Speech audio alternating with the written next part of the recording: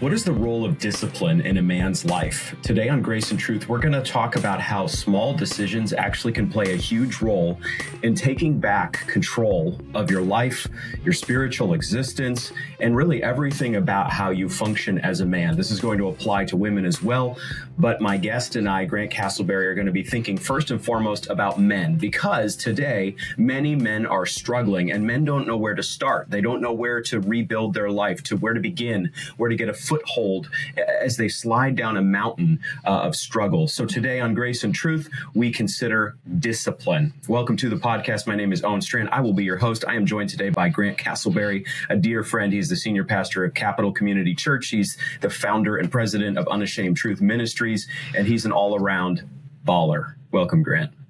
Oh, and it's outstanding to be back on the show. I think this is 4 or 5 for me, so I think you're about to have to give me co-host titles. You are now our only 4-time guest. I just want you to know that. So you have that going for you. Okay, I saw a tweet from you a little bit ago. It was a week ago. And it sparked my interest. And it's going to be the funnel by which we enter this broader discussion of discipline in the Christian life. But we're going to focus mostly on manhood. What we talk about, though, I've said this already, I'm going to repeat it. It'll apply to men and women alike, because the key, I think, to discipline by the grace of God for the Christian is just starting somewhere. But anyway, that aside, I saw you say this on February 5th, 2024 on X. You said, I love my Monday morning routine. Drink some good coffee, read the Bible, begin looking over next Sunday's texts, lift weights, listen to Martin Lloyd-Jones' weekly sermon from MLJ Trust. And then there is a picture of the man himself pounding it out in the weight room. Okay, so first of all, why is it so important for you to have that Monday morning routine? What sparked that for you to say that publicly? I think for a pastor, Mondays are always a somewhat difficult day because pastors kind of wake up every Monday morning wanting to quit the ministry because things go wrong on Sundays, or, when you're preaching God's word, there's always a sense where your expectation of what you hope the sermon would accomplish falls short. And you're just dealing with the aftermath of ministry. You expend yourself in preparation, so you're tired. So it's just a normal thing, I think, for pastors to struggle on Mondays. And what I figured out, and this is people speaking into my life, my wife speaking into my life, is that it's important to know what I'm going to do on a Monday, that I'm going to wake up and I'm going to do the exact same thing that I did the week before. And I'm going to develop healthy habits where I'm going to do the next thing. I'm not going to spend the day lamenting whatever happened on the previous Sunday. So I began to develop just this routine, as I mentioned on X, on that post, that I get up, I read the Bible, I drink good coffee. I think I do things that I enjoy. I love good coffee. I love reading the Bible, getting in the Word, praying. And then for me, going to the gym and just throwing some weight around is just a great way to get stress out, just focus on something else, and then also do something that is productive, that is going to help me and to endure over the long run in terms of physical development. Obviously, Paul says that physical training is of some value, but godliness is of great gain. So, reading my Bible and doing those things, so much more important than going to the gym. But there's a sense where going to the gym is also, Paul says, it's of some value. And I think that we need to talk about that, because you have a lot of Christians that they focus almost entirely on their spiritual development, but they're not eating healthy, they're not exercising at all, and that also that physical aspect of life affects their disposition and their stress over the long haul. So I'm just trying to develop good habits. Yeah, it strikes me that Monday, in the way you framed it, may be the most important day of the week for a pastor. That's kind of a funny thing to say. But in terms of longevity in the ministry, in terms of not freaking out and making snap decisions, but having that day, and we're not saying here you have to have that be your air quotes day off. I'm not sure pastors really have a day off in the ministry. The ministry of Jesus Christ isn't exactly a day off kind of deal.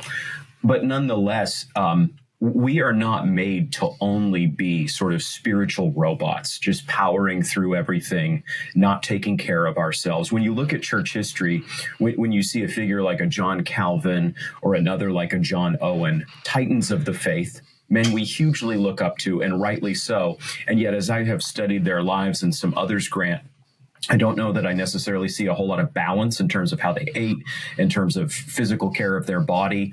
Today, fast forward to 2024, there's a lot of talk about mental health as a category. I don't exactly know what mental health means, really. It can mean a lot of things, but I do know this. We are embodied souls as those created by God in his image. And we are not only supposed to just be taking in spiritual stuff that's first and foremost, paramount. But we have to care for and steward the body. And it strikes me there that you talked about habits and you talked about discipline. I would wager that we are in probably the most undisciplined era of American public life. This is an age when there's a lot of formless living. Your day can be whatever you want it to be. You don't have a lot of structure in your existence. If you're a young person out there, a young college student, man or woman, you're living a kind of free-flowing life. And certainly there's a lot of goodness to that, rightly understood. But we really and truly need a lot of structure and discipline. And I think that's actually where a lot of joy comes from. Do you think that's accurate? When you, it is accurate, absolutely, because when you have good habits and you're able to set goals, you can see progression, you can see improvement.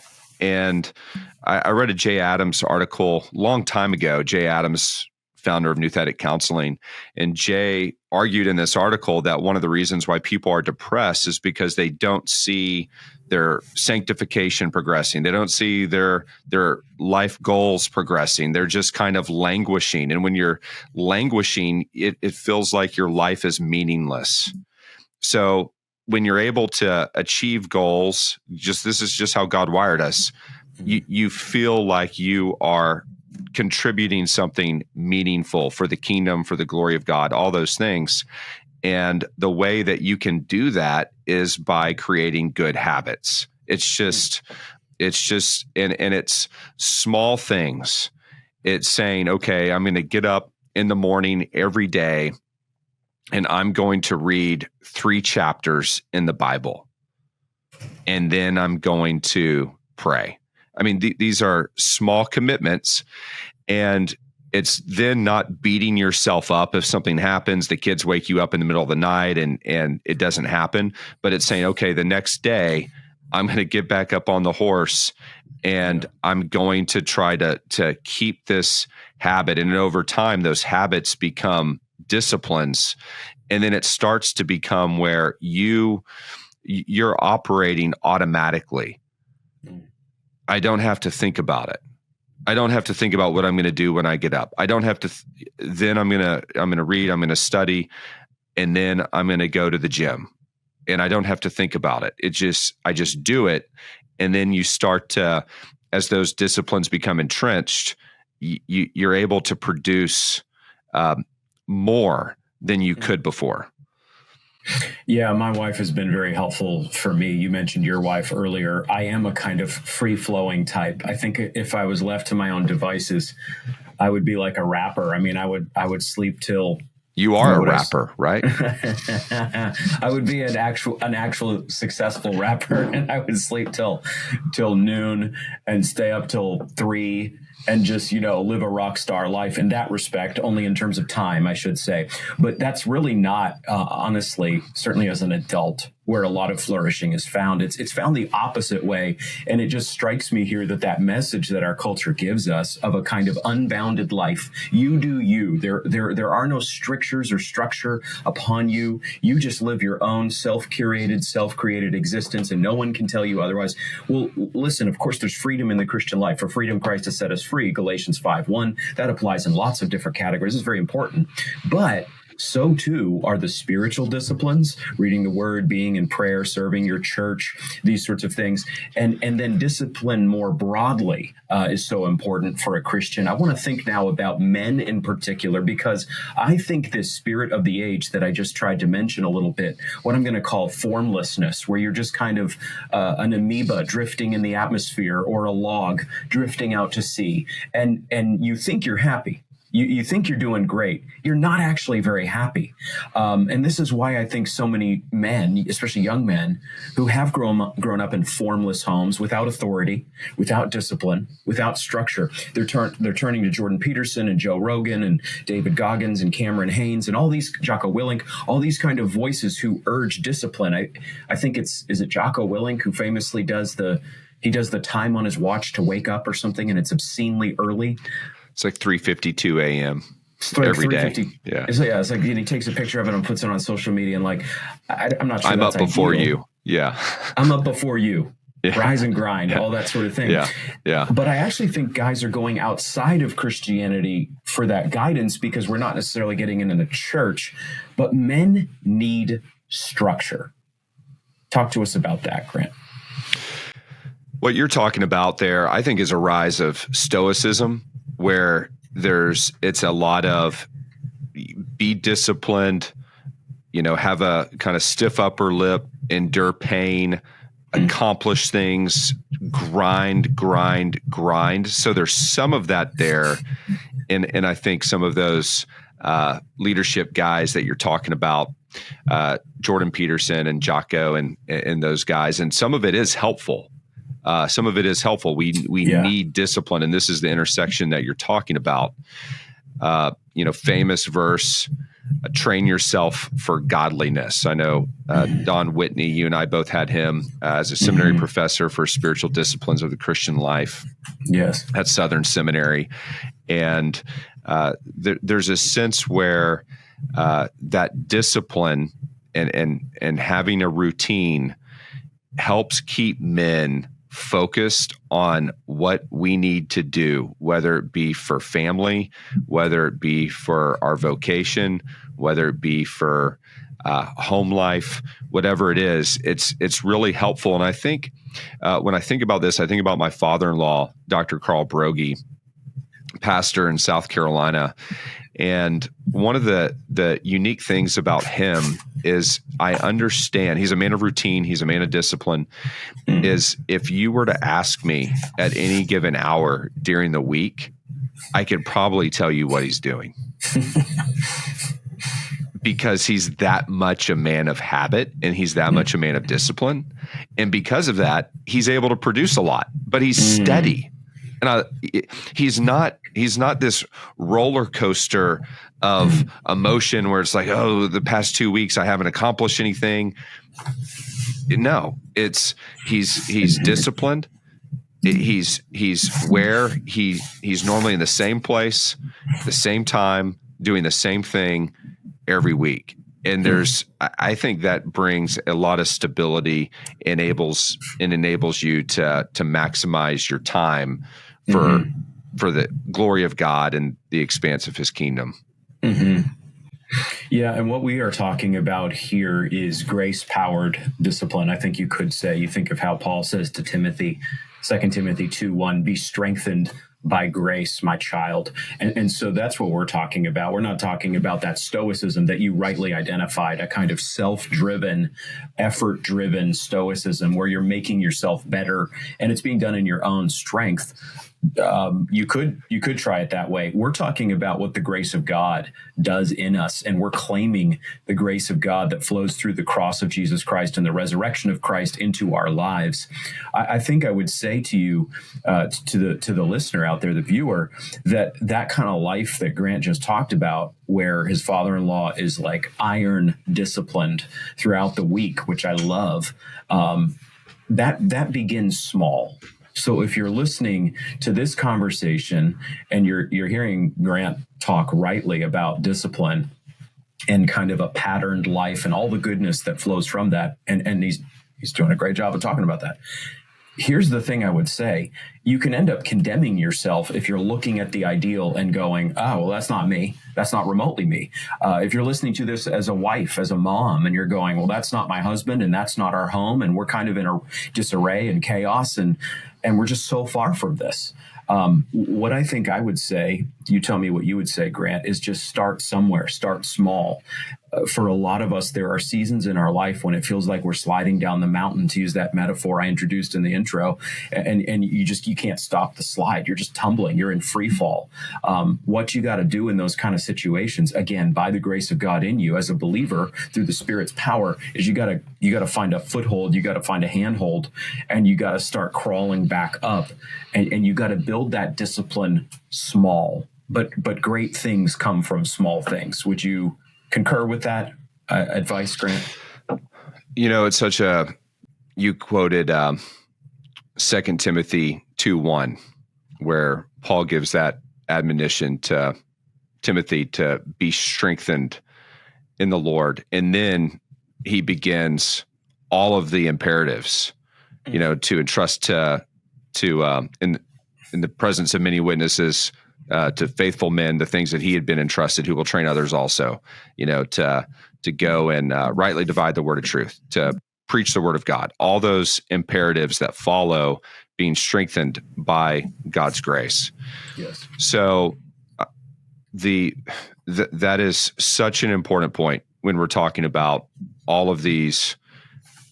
Hey, these are things that you can work on to try to improve your life. Relying on the Lord's strength, and that's 1 Thessalonians 5:17, right? Praying without ceasing. There's that constant sense of, Lord, help me. And I think I live my day just in that spirit. Lord, help me. Lord, sustain me. Even when I'm on my way to the gym, I'm praying, Lord, I pray that you would protect me from injury. Mm-hmm. That I would be able to do a workout with that my body would be sustained, and I wouldn't, tear a ligament or something like that, tear a muscle. Mm-hmm. So there's that constant dependence upon the Lord. And then I think taking a step back and saying, okay, let me start doing something that is going to build a habit, which will then eventually become a discipline. When you do a habit for a long period of time, it becomes a discipline. So start with this habit of saying, what can I do on a daily basis to become more godly and improve spiritually, become, sanctification, become more like Christ? Yes. Is it, even if it's just reading a chapter of God's word a day, even if it's saying I'm going to pray for 10 minutes, just do it. And if you miss it for a day, just do it. Don't put it off and say, oh, I need this huge time block to do this. Just do it. So 1, do something every day to try to become more like Christ. Mm-hmm. And then 2, the psychosomatic element is there. Your physicality affects how you feel. We're embodied creatures. So do something every day to try to improve yourself physically, whether it's a long walk, whether it's a run, whether it's canoeing on a lake, or whether it's going to the gym and lifting weights. Do something every day to try to improve yourself physically, or maintain the shape that you're in. And just as a slight caveat to this, and again, I'm not, you can ask my wife, I'm not some health food freak here. Mm-hmm. I enjoy good brisket barbecue. There we go. When I'm in Texas, I enjoy a Shipley's donut down in Houston.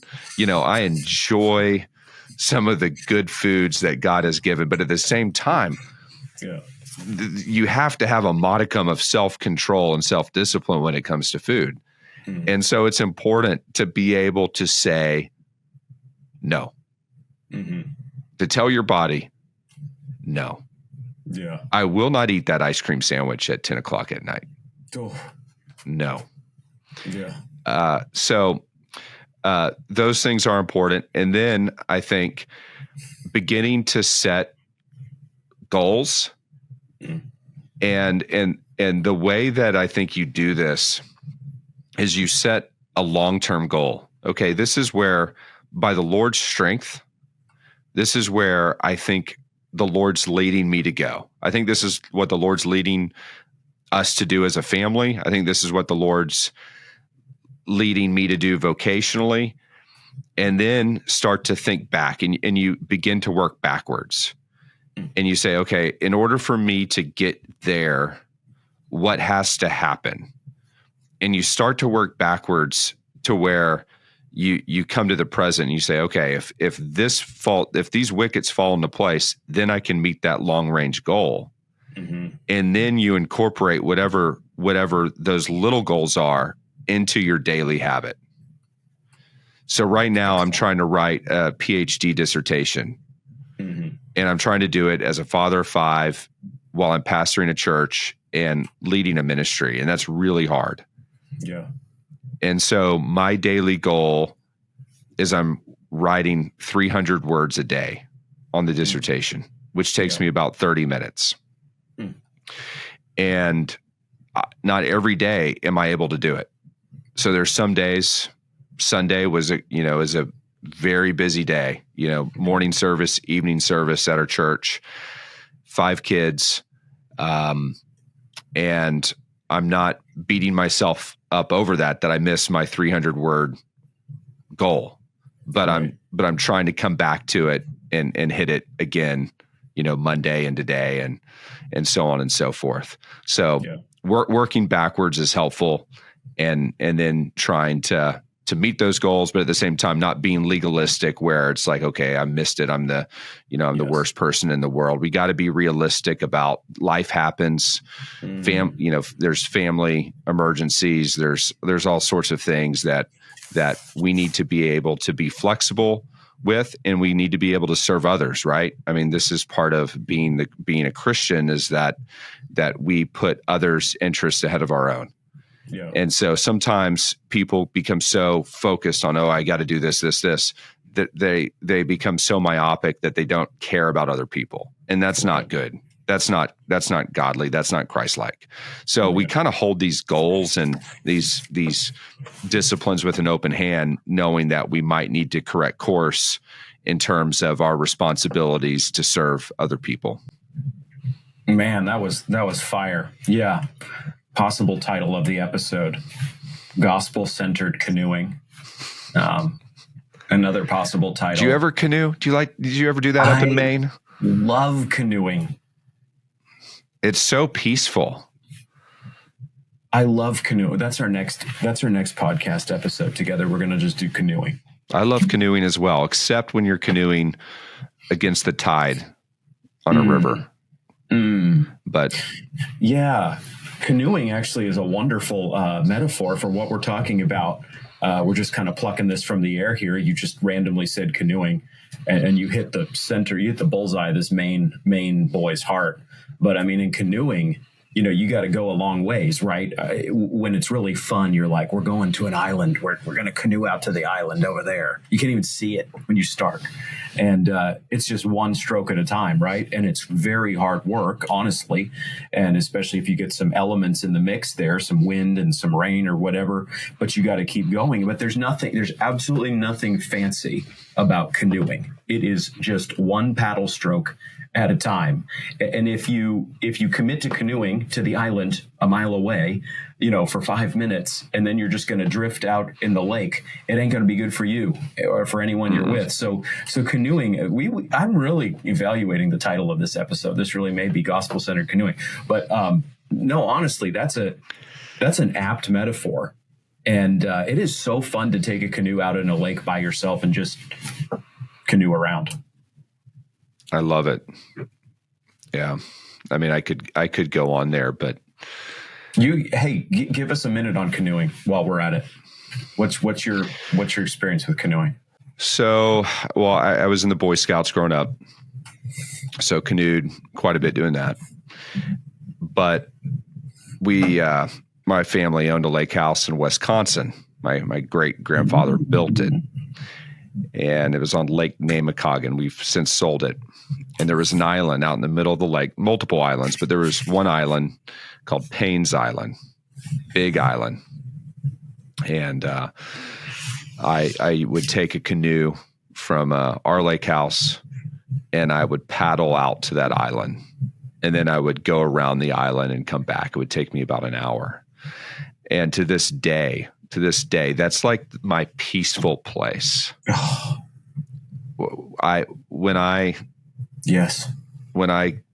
come back after lunch, sometimes I'll just sit in my office, lean back, close my eyes, and I don't really take a nap, but I visualize getting in that canoe and paddling out to the island and going around the island. And sometimes I'm fishing out of the canoe, catching a northern pike or a big muskie, and then head back in. So yeah, that canoeing, all of that is idyllic for me and something that I love.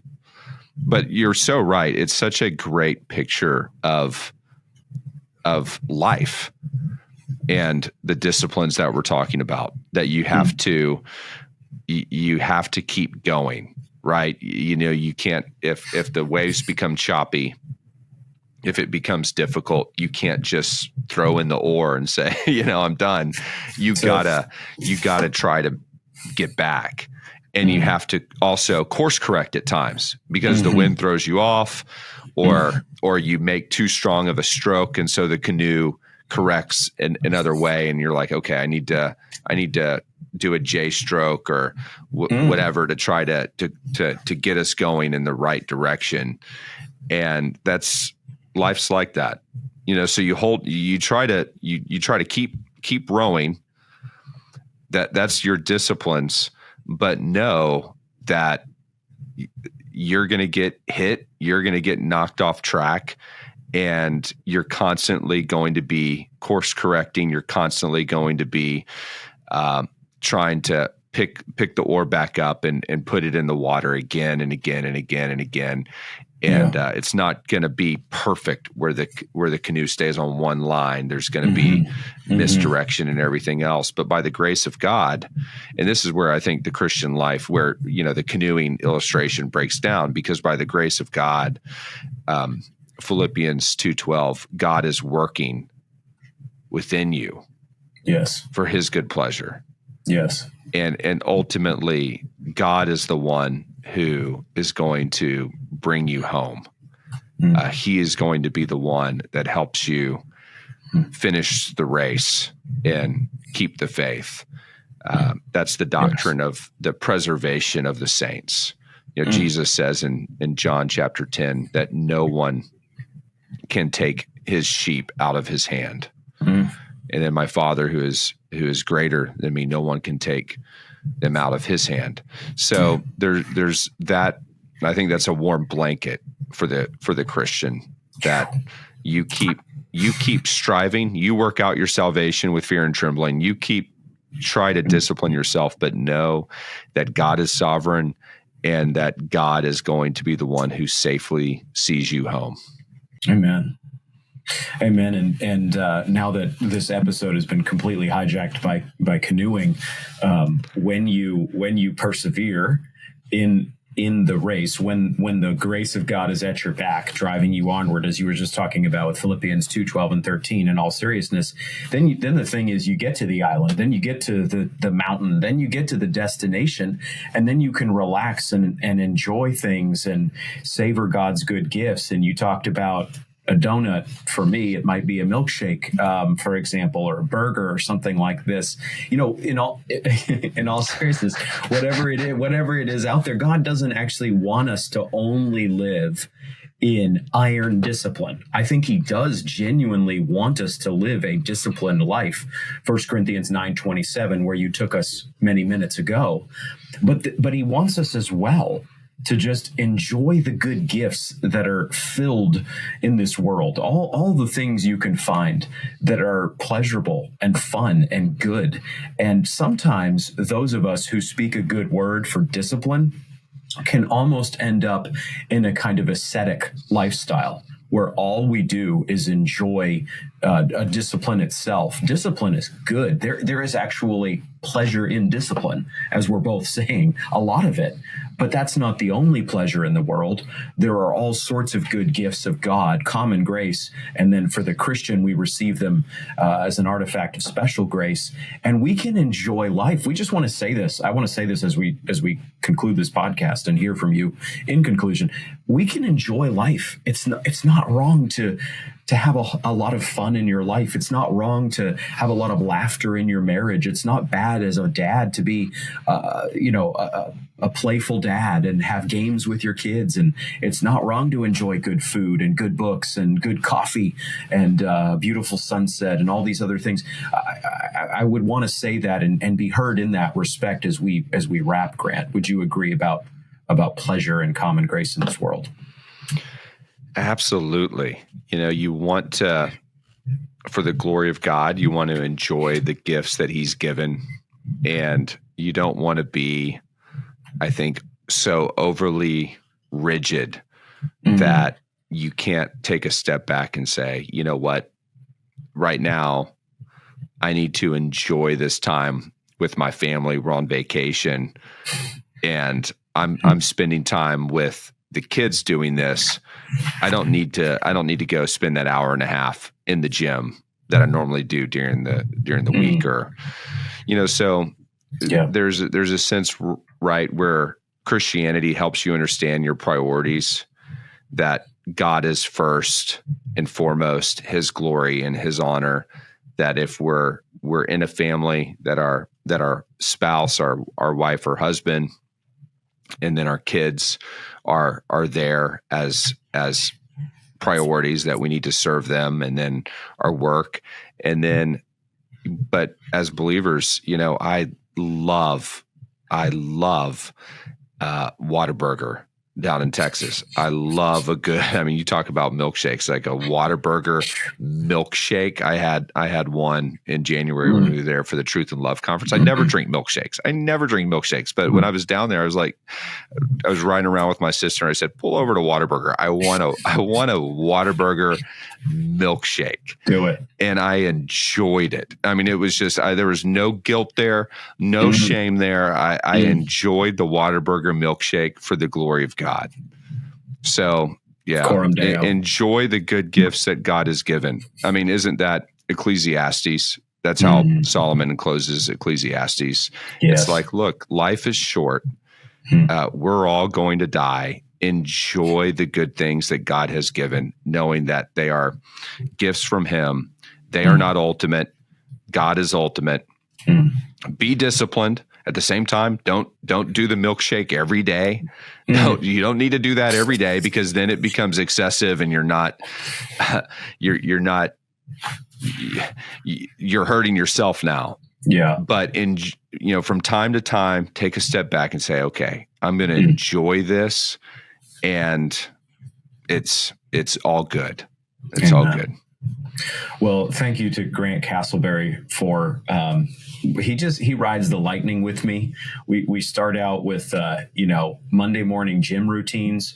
We go to gospel-centered canoeing. We go to gospel-centered milkshakes. We can do it all on the podcast. We've recently covered some sadder elements in the Reformed evangelical world. Today was a kind of lighter topic.